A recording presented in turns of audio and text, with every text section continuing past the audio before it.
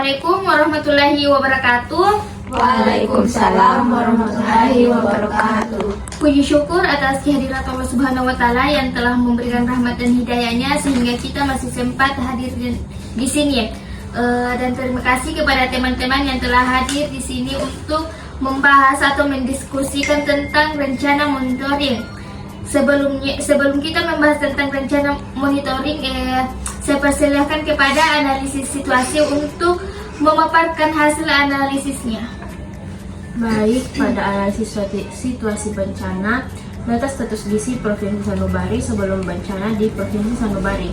Prevalensi anemia pada balita ada 57%, prevalensi anemia pada wanita hamil ada 46,8%, prevalensi anemia pada usia reproduksi ada 44,4%, prevalensi gizi kurang pada Kota Ambara ada 16%, Kabupaten Saliwa ada 27%, dan Kabupaten Rawang ada 14%. Selanjutnya, prevalensi gizi buruk pada Kota Ambara ada 5%, Kabupaten Saliwa ada 10,9%, dan Kabupaten Rawang ada 3%. Selanjutnya, gambaran keadaan setempat. Literasi perempuan di wilayah tersebut rendah, yaitu hanya sekitar 24%, dan hanya seperempat perempuan usia 15-24 tahun yang melek huruf. Kemudian, akses transportasi yang baik belum merata di seluruh wilayah. Rasio dokter per 1000 penduduk hanya 0,03. Kecukupan KVA pada anak 6-59 bulan rendah. Hanya 21% anak menerima 1 kapsul dan 9% anak menerima 2 kapsul dalam setahun. Sebanyak 46% anak kurang dari 1 tahun telah menerima vaksin campak, termasuk daerah endemik malaria dan masih ada penularan kasus COVID-19. Kemudian akses air dan sanitasi beragam di daerah, termasuk dalam wilayah dengan kerawanan pangan yang tinggi. Selanjutnya, analisis situasi bencana. Estimasi data status gizi pada prevalensi balita gizi kurang dan prevalensi balita gizi buruk bisa dilihat pada tabel. Gambaran keadaan setempat, 60% vaskes baru beroperasi di 52 pengungsian akibat kekurangan tenda. Terhambatnya distribusi bantuan dari Kota Ambara ke Kabupaten Saliwa dan wilayah terdampak. Pada Kabupaten Rawang, ketersediaan Vita Lila dan formula mix untuk penanganan anak gizi buruk tidak mencukupi kebutuhan. Terdapat donasi susu formula pada 63 pengungsian. Sementara itu, 89 pengungsian tidak memiliki akses terhadap konselor menyusui. Ibu melaporkan ketidaknyamanan di dalam memberikan ASI karena tidak adanya privasi. Tersebar persepsi yang salah mengenai susu formula mengingat ada media massa melaporkan bahwa susu formula adalah salah satu kebutuhan mendesak di lapangan. Dilaporkan adanya keracunan makanan di Kota Ambara dan Kabupaten Saliwa akibat konsumsi donasi makanan minuman yang kadaluarsa. Distribusi pemberian makanan tambahan terkendala ketersediaan transportasi dan pergudangan di Kabupaten Saliwang. Sekardus PMT berserakan di halaman terbuka kantor Dinas Kesehatan Kabupaten Saliwa dan Rawang. Terdapat 54 pengungsian yang tidak memiliki akses terhadap sanitasi dan air bersih, dan dapur umum yang ada di 72 pengungsian belum menyediakan makanan khusus bayi dan anak. Adapun yang bisa disimpulkan dari analisis situasi tersebut, yaitu kondisi status gizi kelompok rentan di Provinsi Sanubari belum tergolong baik. Kejadian gempa bumi juga memperparah ekosistem pelayanan kesehatan mengingat vaskes dan sarana-prasarana di lingkungan terdampak. Selain itu, dukungan donasi minuman dan makanan yang disampaikan tidak maksimal, bahkan tidak sesuai aturan. Sekian dari saya kembalikan ke koordinator. Baik, selanjutnya membahas tentang dampak bencana terhadap pelayanan gizi. Baik, selanjutnya dampak bencana yang ditimbulkan dari bencana di Provinsi Sanubari itu yang pertama tentunya terbatasnya fasilitas dan tenaga kesehatan terlatih penanganan gizi buruk. Kemudian kelompok sasaran yang sangat rentan terhadap masalah-masalah gizi dan kesehatan mengingat sarana dan prasarana di lingkungan yang rusak dan juga terhambat. Kemudian terbatasnya alat screening dan obat maupun perbekalan gizi dan juga pemberian makanan pada bayi dan anak yang tidak sesuai aturan membuat anak dan bayi menjadi kelompok yang rentan dan berpotensi meningkatkan masalah gizi. Kemudian Seperti yang dijelaskan tadi, adanya informasi yang keliru mengenai sus formula sebagai kebutuhan yang mendesak dapat memperparah keadaan status gizi di lokasi setempat. Dan selanjutnya itu estimasi jumlah kelompok sasaran gizi dan kelompok rentan berdasarkan gender yang membutuhkan dukungan.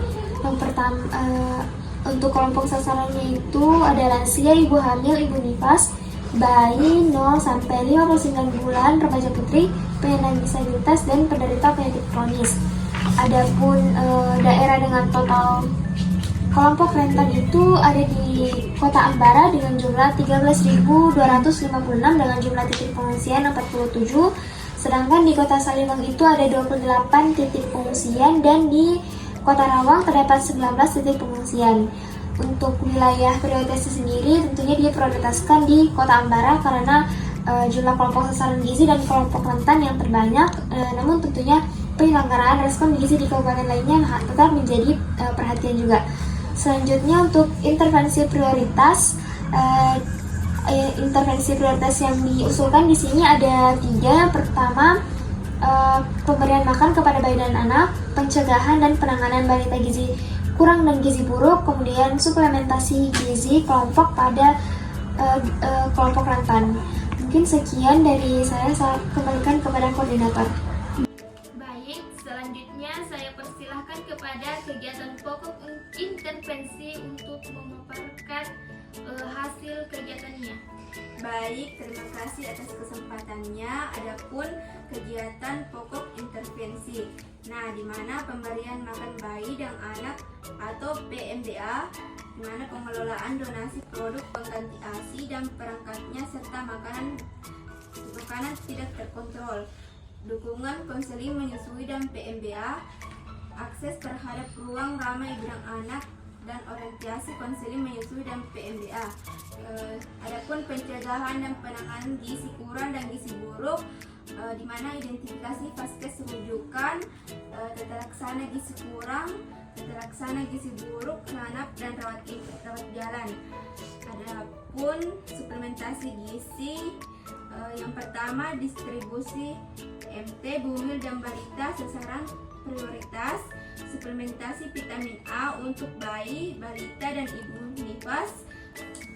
Adapun suplementasi gizi, yang pertama distribusi MT Bumil dan balita sasaran prioritas, yang kedua suplementasi vitamin A untuk bayi, balita dan ibu nifas, yang ketiga suplementasi tablet tambah darah untuk purwin dan rematri, yang terakhir koordinasi suplementasi gizi.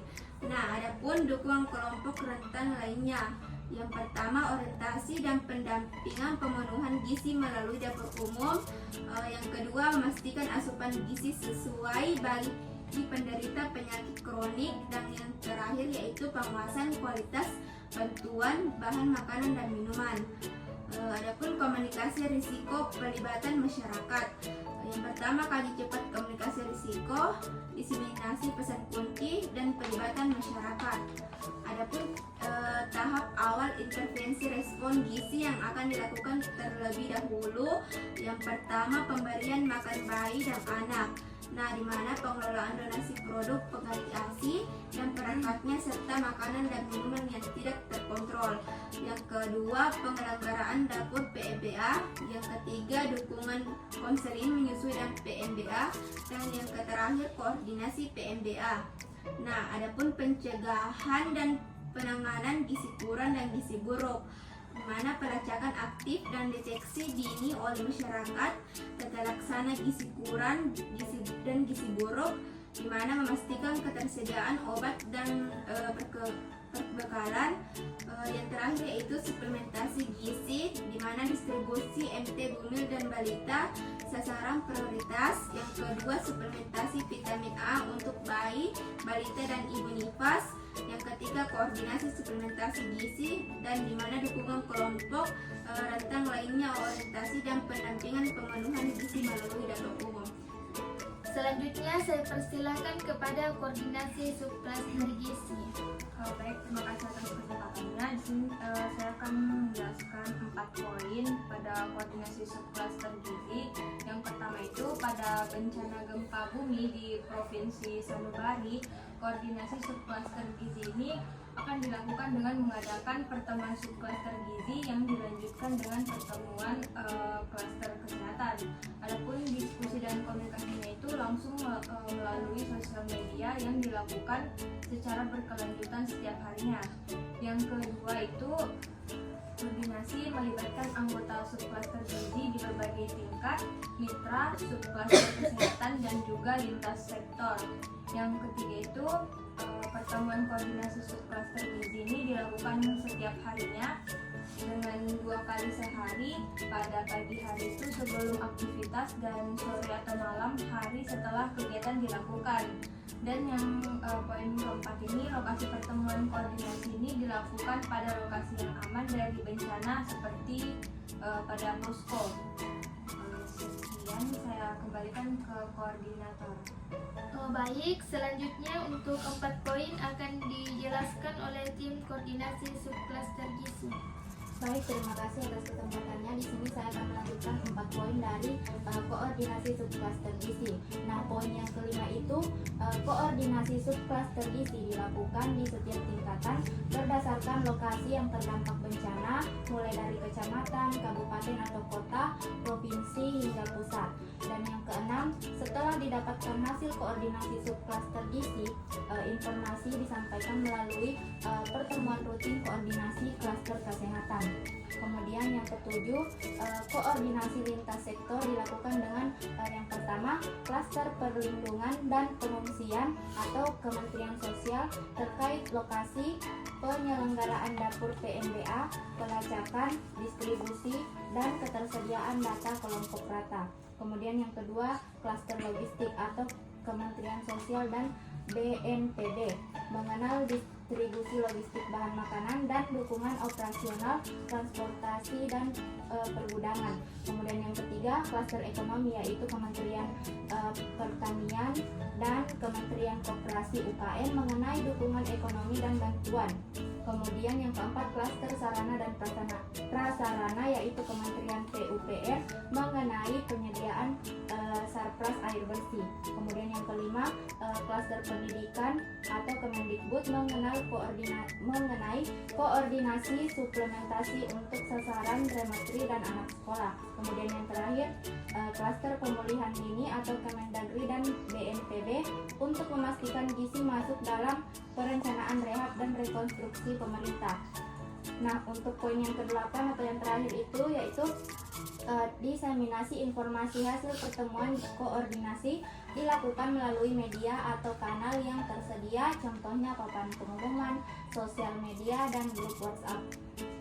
Baik, terima kasih. Mungkin itu saja yang mau saya sampaikan. Saya kembalikan ke koordinator. Baik, di sini saya akan menjelaskan sendiri mengenai rencana monitoring yang akan kita lakukan. Adapun komponennya itu ada 5. Yang pertama, pemberian makanan bayi dan anak atau PMBA, kemudian pencegahan dan penanganan gizi kurang dan gizi buruk, kemudian suplementasi gizi, dukungan gizi pada kelompok rentan lainnya, dan komunikasi risiko dan pelibatan masyarakat. Baik, yang pertama yaitu pemberian makanan bayi dan anak yaitu PMBA. Dan adapun indikator keberhasilannya ada yang pertama yaitu jumlah ibu yang mendapatkan layanan konseling menyusui, yang kedua jumlah dan presentase pengungsian yang menyediakan makanan khusus bagi bayi dan anak, dan yang ketiga yaitu jumlah presentase ibu menyusui yang mendapatkan fasilitas ruang menyusui dan ruangan yang menyusui dengan privasi. Kemudian yang keempat, jumlah dan presentase anak usia 6-23 bulan yang menerima makanan pendamping ASI atau MPASI sesuai dengan kebutuhan anak tersebut. Dan yang terakhir yaitu jumlah dapur khusus bayi dan anak yang didirikan dan berfungsi dengan baik. Yang kedua itu pencegahan dan penanganan gizi kurang dan gizi buruk. Adapun indikator keberhasilannya ada 5 poin. Yang pertama, jumlah anak dan balita yang di screening menggunakan pita lila. Yang kedua, jumlah dan persentase anak gizi buruk yang mendapatkan terapi sesuai dengan protokol kesehatan. Yang ketiga, ketersediaan formula atau terputik seperti F75, F100 dan mikrop di fasilitas kesehatan dan klinik pengungsian. Dan yang keempat yaitu jumlah dan persentase fasilitas kesehatan yang aktif memberikan layanan penanganan gizi buruk. Dan yang terakhir yaitu jumlah tenaga kesehatan yang dilatih penanganan gizi buruk terpadu. Yang ketiga yaitu suplementasi gizi. Adapun indikator keberhasilannya itu ada 4. Yang pertama, jumlah dan presentasi balita yang menerima suplementasi vitamin A. Yang kedua, jumlah ibu hamil yang menerima suplementasi zat besi atau zat folat. Yang ketiga, jumlah anak yang menerima tablet cacing sesuai dengan kebutuhannya.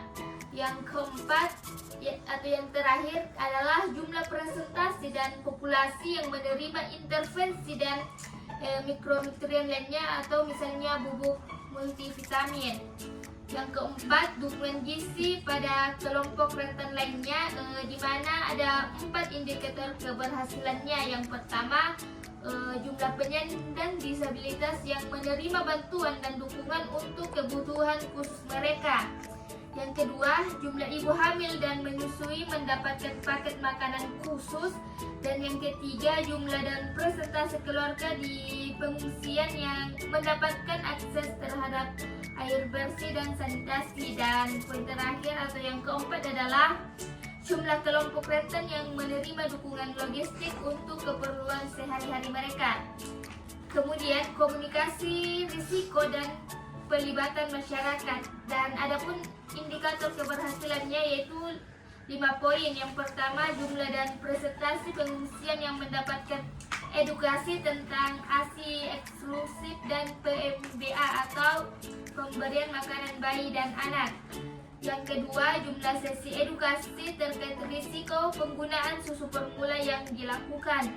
Yang ketiga, jumlah kelompok masyarakat yang aktif dan terlibat dalam pengelolaan dapur umum dan distribusi makanan. Yang keempat, jumlah materi edukasi yang didistribusikan terkait pola makan yang sehat dan pencegahan keracunan makanan. Dan poin terakhir atau indikator yang kelima adalah jumlah pengaduan masyarakat yang diterima dan ditindaklanjutkan terkait dengan intervensi gizi.